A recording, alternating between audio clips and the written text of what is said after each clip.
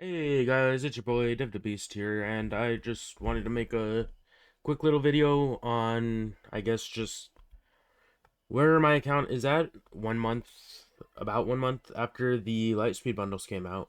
And so, as of the time of this video, I'm hoarding all this energy because Double Drops is nearing soon for the game's anniversary. So, I've done the first 3 refreshes of all energies. I'll probably slow down on mod energy because I'm not too worried about it, but uh yeah, just with the light speed bundles, help of those, I've managed to stick in probably I'd say top 20 of the fleet shard that I've been put in. But those who pushed the Galactic Legends a bit harder than I've bothered to have a good leg up because Radis, it is actually pretty hard to beat from my experience so far. But yeah, basically just gonna be an account update and maybe a little guide if anyone wants to follow. It's not gonna be a great guide, as I started to just kind of allude to. I didn't actually really hard push the Galactic Legends yet, so Kylo Ray, I'm pretty close, but I'm prioritizing other things right now. And so yeah, with that, my main goal right now is just trying to push Executor, so it's kind of where I'm at with it. The only relic that I have that isn't from the packs is Vader, which I managed to bump up to Relic 7, which is mainly due to the 500 crystal packs that come out like at the beginning of each month or whatnot. But yeah, so far for Executor, most of my normal energy is going to the ships. I have some decent progress. Obviously, Houndstooth is done because that is one of the ships that you would have gotten with the Lightspeed bundles. The TIE Fighter is a pretty easy ship to farm, so I got that to 7 star. And yeah, Slave 1, slowly working on that through fleet shipments. Same with TIE Advanced and Razor Crest, which I'm at 96 shards right now. Not the best, not the worst. IG 2000, about ready to, it's over 6 stars technically, but I just haven't thrown the fleet credits at it.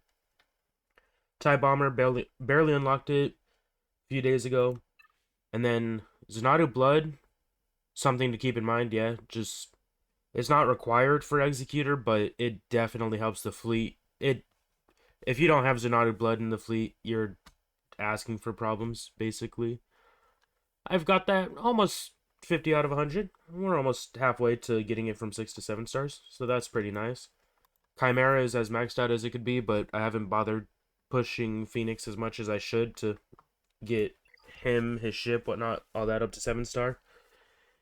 But yeah, on that note, I also wanted to clarify, like, just the main squad that I'm using right now for everything is my Empire squad, which has a mixture of Hyperdrive bundle, Lightspeed bundle, and MJ, and just what I've managed to do. All of that kind of together.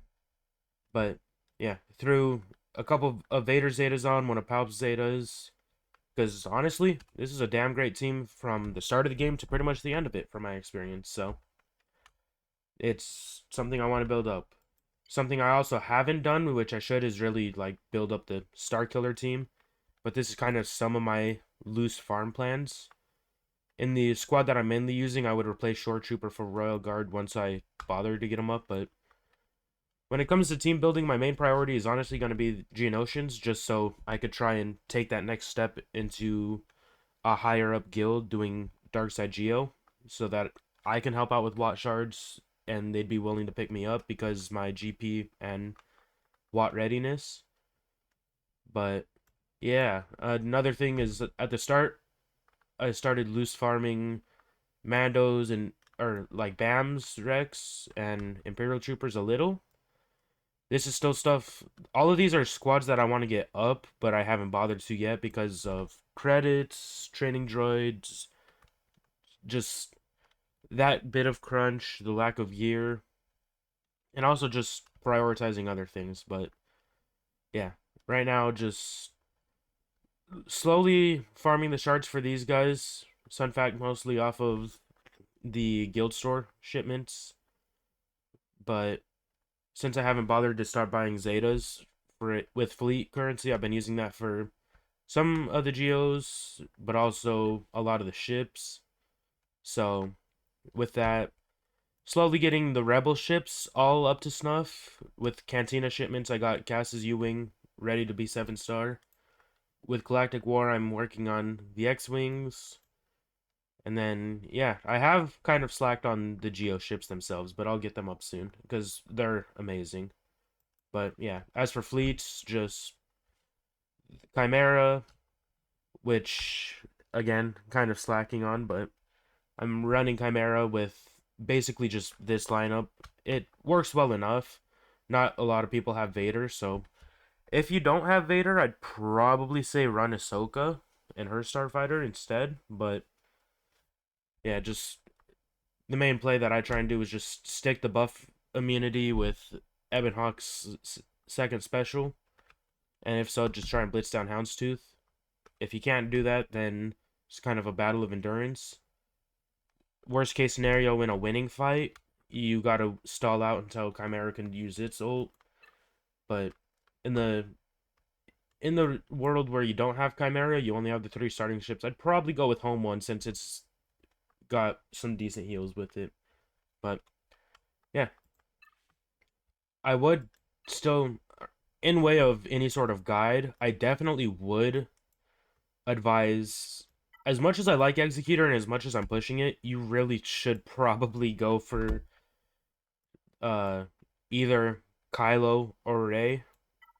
Rey will be a bit easier since you get easier access to the capital ship, but I personally I feel like Kylo's a bit better. But then again, this coming from the guy whose main account doesn't have any Galactic Legends, so I can't quite 100% talk, but yeah, with Rey, you pretty much just need BB-8 and Jedi Training Rey and Scavenger Rey to Relic 7, so only need to gear 2 characters. It's not bad, but if you do decide to get R2 and 3PO first, then you'll have an easier time. But right now, when it does come to double drops, I'm probably just going to prioritize farming the ships for the most part. It'll also help out getting Boba Fett's gear, which begs the question, is there any gear that I could buy with any currencies right now? Because I am slightly close. I'm closing in on finishing them. Damn, I need to participate in another raid for that. That sucks, but oh well. Yeah, though. Right now, I'm not in a bad guild. It's a nice starter guild, but yeah. Soon I'm gonna look to jump up, but before I do that, I'm gonna want to build up the bugs so that I could contribute to the territory battle. And now that the Endor raid is out, it I'd say overall it'd probably be advised to start working on some teams for that, which if you do buy the Hyperdrive bundle, you already have a fair share of characters that are eligible for it, at least at the starting tier. Like Akbar, I believe, Hera, Captain Rex shouldn't be too hard to get 5-star. And then yeah, just some of the rebels, Imperial troopers also. So if you do decide to take your account in the way of pushing Sith Eternal, then yeah, that works too. But right now, just again, gonna work on Executor Rex because, like, yeah, I showed where the ships are. I actually didn't show where the characters are, but I should farm P it soon. IG-88 is a Squad Arena shipment, I believe, which I've just been prioritizing buying Prestige through that shipment. But when I do get closer and more ready to gear him up, then I'll start buying his shards. But right now, I'm just trying to gear up characters that'll be more useful for the farm.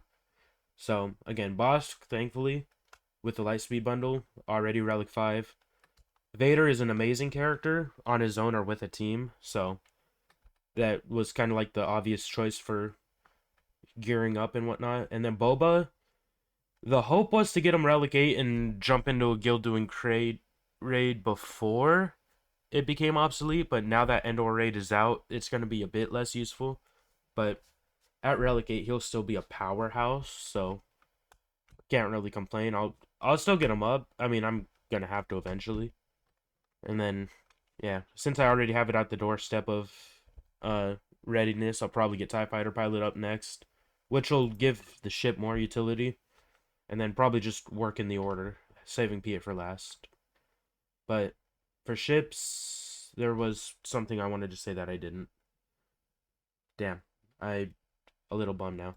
Yeah, though it. I think I was gonna mention like if you are running Chimera, I probably will change this soon. I just nervous that the ship isn't gonna be too strong right now, but definitely would want to run TIE Fighter in the starting lineup because anytime it evades an attack, it's gonna grant turn meter to the capital ship. So grant 25% turn meter to allied capital ship when it evades an attack, doubled for Empire. So that's 50% turn meter on an evade. That actually is more massive than I realized. Holy shit. Yeah, though. And then this just physical or gain foresight. All right. I also didn't realize this had a buff immunity on it. Wow. Learn something new every day. All right. You know what? Before I end this little recording, I want to actually try it in the starting lineup, see if it'll help out. Because I know it's generally a bit of a struggle for me doing a fight, so I want to see real quick just kind of showcase how my general or my typical like run goes. I think we still want Ebon Hawk, so I think I would replace Race Falcon. Let's put it in reinforcement. Let's remove Poe because honestly, I mean Poe hits a bit like a truck, but I don't know. I feel like he's gonna be the best option to replace. I know Vader's a glass cannon, but I do like Vader in this squad. I also am loose farming TIE Defender a bit if I have any extra energy just to try and get it up. Because if I can get TIE Defender in the lineup, that would be great. Also, game lagging a little bit. Gotta love it. Awesome. I hope that's just my headset bugging out. I messed up. I should have called someone to assist. I shouldn't have done Chimera's AoE. Alright, damn. Some good damage from Ebon Hawk. We love it. I was gonna say, oh hey, turn meter, but no, because Houndstooth is taunting. Yeah, let's get Race Falcon in here, right? Why not? Let's just pop that. Alright, someone with an AoE? Nope. Tragic. Just going all in on Ebon Hawk. We love that. Not really.